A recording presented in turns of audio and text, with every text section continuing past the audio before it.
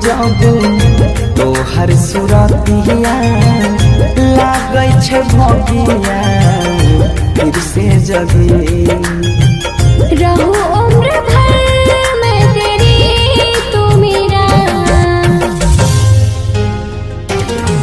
जब हम बादल बन जइबो तू बारिश बन के अइहे, जब कम पड़ जही तो सासे तू हमारा दिल में समय है। रिमझिम सावन के बूंदे तू हर मौसम बरसई है, जब कम पड़ जाए तो सासे तू हमारा दिल में समय है।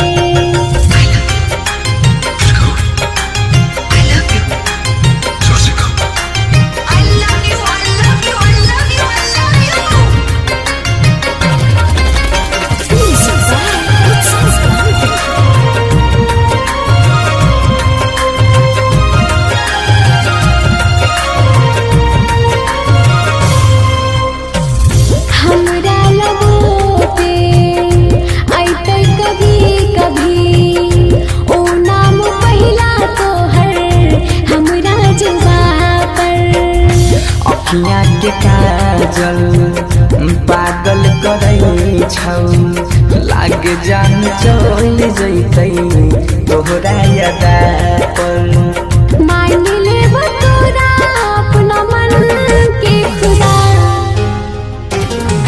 जब हम बादल बन जइबो तू बारिश बन के अइहे, जब कम पड़ जही तो सासे तू हमारा दिल में समय है।